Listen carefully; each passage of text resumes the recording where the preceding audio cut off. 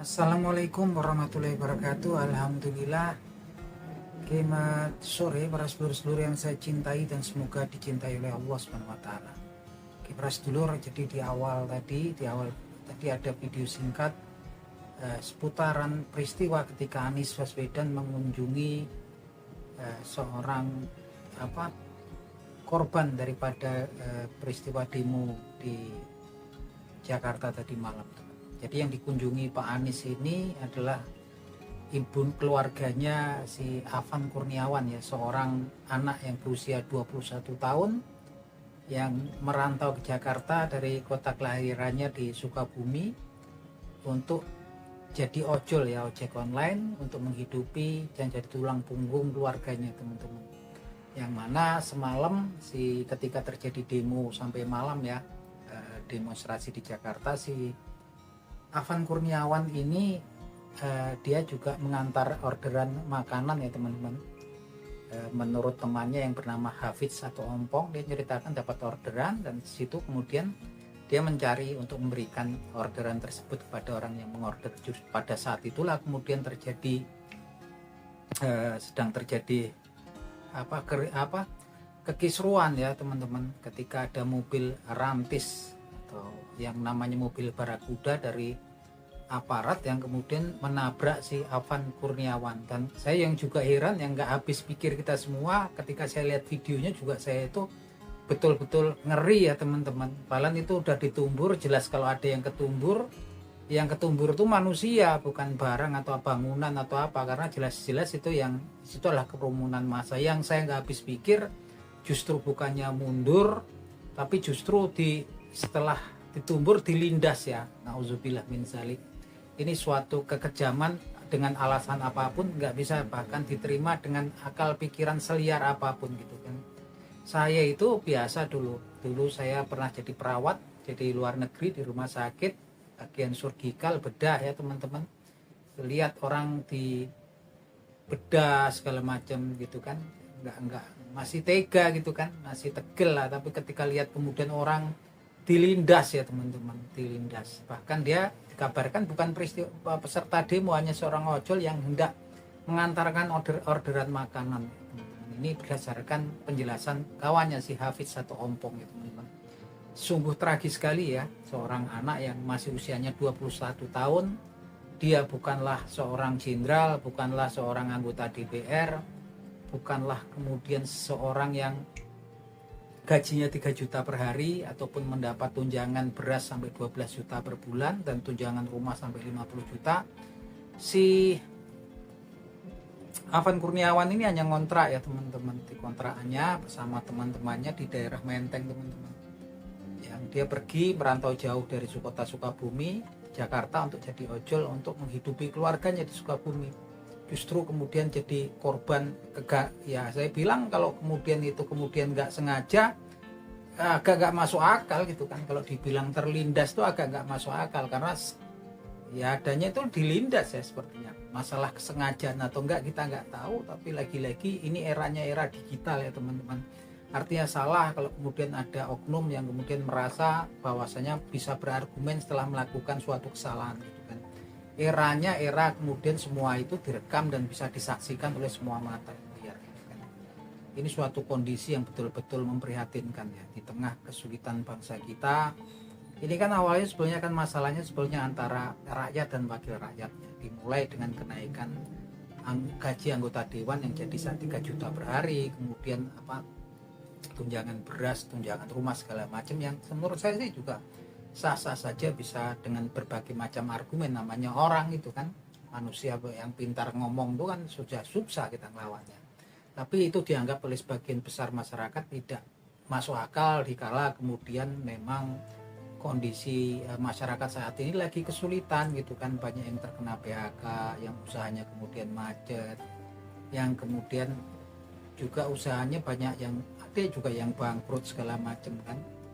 Dan juga daya beli masyarakat itu menurun, gitu kan. Dan kemudian ditambah lihat kemudian ada aksi joget-joget setelah gajinya naik. Ini yang kemudian dikritisi oleh masyarakat, gitu kan.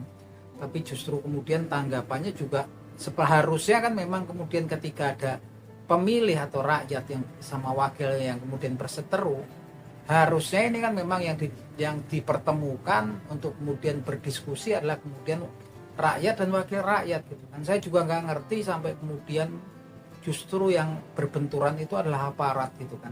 Yang jelas semuanya pastinya juga akan jadi korban. Masyarakat kayak masyarakat jelata kayak si Afan Kurniawan jadi korban gitu kan, yang dia cuma mencari nafkah di Jakarta. Aparatnya pun ya terpaksa berbenturan dengan masyarakat kayak gini kan. Memang kalau kita lihat ya pastinya juga resikonya berat ya teman-teman. Bisa jadi kalau sampai dengan pemecatan segala macam kan gimana dia, mereka juga punya keluarga. Artinya memang seharusnya kemarin kalau DPR langsung menemui meredam masa, harusnya kan memang terjadi kemudian adalah kompromi ya antara, sebetulnya kan awalnya ini antara masyarakat dengan wakil rakyat gitu kan. Justru yang terjadi kan kemudian benturan antara rakyat warga dengan kemudian aparat gitu kan. Ini lagi-lagi memang suatu tragedi, sesuatu kondisi yang sangat memilukan. Gimana ibunya itu sampai menangis. Bayangin teman-teman kalau teman-teman jadi orang tua dan menemui anaknya yang ngerantau, bukan kuliah, ini masa kuliah usia 21, bukan kemudian gaji yang puluhan juta, kerantau jadi gojek di Jakarta, pulang alah anaknya sudah meninggal, dan meninggalnya ngeri teman-teman. Kalau kita lihat rekamannya itu dilindas ya teman-teman. Saya nggak ngerti kalau kemudian berargumen itu kemudian terlindas, nggak ada kesengajaan, tapi memang saat ini memang agak sulit orang itu kemudian untuk mengingkari apa yang terjadi di era digital gitu kan. Era digital itu udah susah gitu kan. Kalau tambah kemudian membela diri, nggak mengaku ya tambah kebencian masyarakat itu tambah menjadi-jadi gitu kan. Dan memang tampaknya ini repot juga ya Pak Prabowo Subianto, presiden kita saat ini. Yang mana Pak Prabowo kemudian ngambil sikap langsung, dia mengadakan press conference, menyatakan bela sungkawa dan akan menanggung semua hidupnya nanti keluarganya Afan Kurniawan ini. Kemudian juga akan menindak tegas oknum-oknum aparat yang terlibat dalam kasus tersebut. Ya kita lihat gitu kan. Tapi apa yang terjadi saat ini memang kemudian banyak teori-teori ya, kemudian semacam teori konspirasi yang saya bilang memang agak susah ini posisinya Pak Prabowo. Ini memang kondisi-kondisi ini kan nggak terelakkan ya. Kemarin ketika ada rusuh di Pati, ada demo di Pati kaitan dengan APBB yang naik sampai 250%. Yang ternyata juga di daerah-daerah lain juga terjadi. Tapi ini kan memang kemudian warisan dari pemerintahan sebelumnya Pak Prabowo gitu kan, karena hutang negara ini kemudian luar biasa banyaknya ya, sampai berapa ribu triliun gitu kan, yang kita nggak ngerti gitu kan.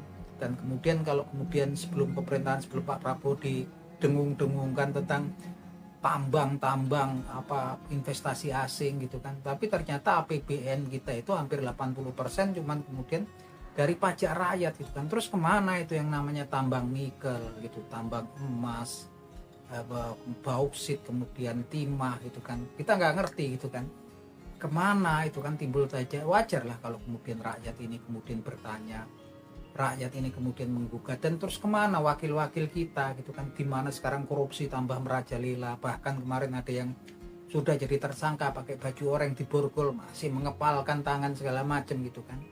Kemana kita angan-angan rakyat, tuntutan rakyat ketika kepada wakil rakyatnya gitu kan. Harapannya kan penerbitan undang-undang, kemudian perampasan aset para koruptor gitu kan. Dan lagi-lagi ketika itu alot sekali di Dewan sampai sekarang, bahkan dulu Pak Mahfud MD itu udah pernah menyuarakan itu ya, tapi lagi-lagi kemudian para anggota Dewan itu urusan ketua partai gitu kan. Nah ini memang kemudian kita nggak ngerti kalau kemudian undang-undang perampasan aset itu sampai diterbitkan, satu-satunya yang kemudian cemas, satu-satunya yang ngeri gitu, satu-satunya yang dirugikan adalah para koruptor gitu kan. Jadi wajar kalau kemudian kita berpikir kesini ketika itu kayaknya cuma retorika aja, angan-angan kita aja gitu kan.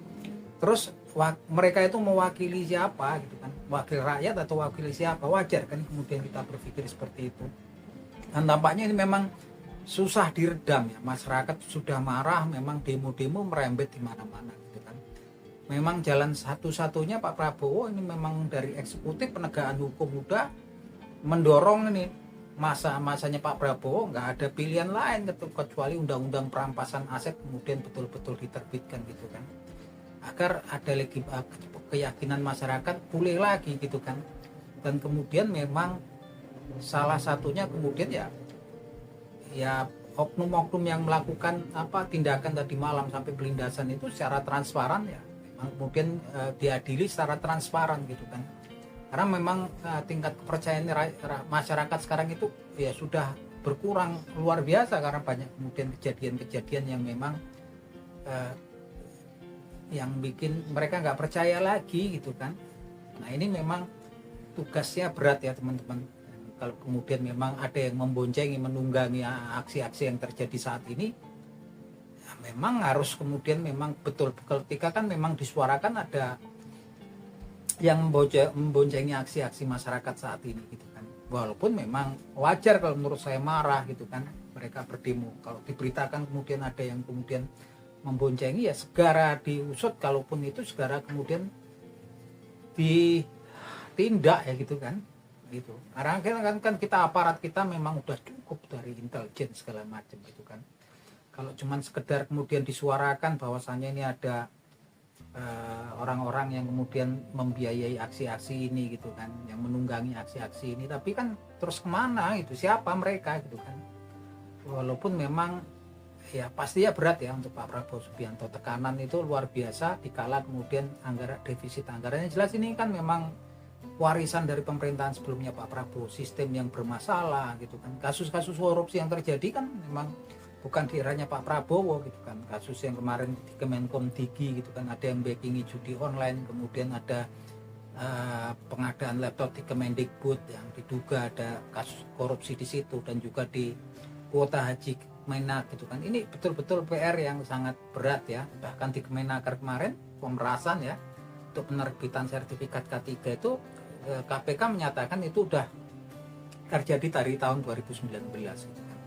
Ini PR berat ya buat Pak Prabowo Subianto, tapi saya yakin dengan pengalamannya sebagai ya selain politik, beliau juga lulusan Akmil, beliau adalah seorang Jenderal Jenderal, pernah jadi Danjen Kopassus, jadi Pangkostrat, pastinya akan bisa ya melewati masa-masa ini ya.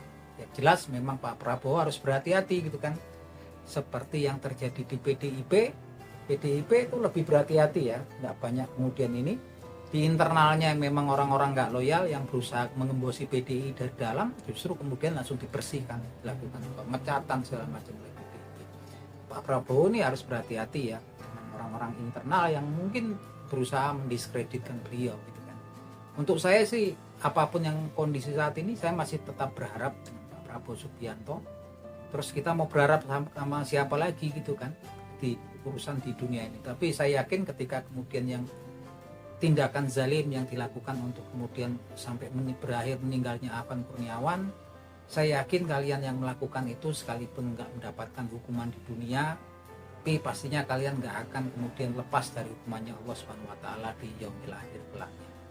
Yakin saja, karena itu perbuatan kezaliman. Zaliman itu merupakan hutang yang sangat besar seorang manusia di hadapan Allah Subhanahu Wa Taala. Karena ini urusannya kan qablul minan nas gitu kan. Semoga keluarga yang ditinggalkan oleh Afan Kurniawan diberi ketabahan dan diberikan kesabaran terhadap musibah yang menimpa putra mereka ya, beliau ya teman-teman. Ya itu aja teman-teman. Kalau teman-teman punya analisa seputar apa yang terjadi belakangan ini, monggo silahkan teman-teman tulis komentarnya di kolom komentar. Akhir kata, semoga bermanfaat. Wabillahi taufiq wal hidayah. Wassalamualaikum warahmatullahi wabarakatuh.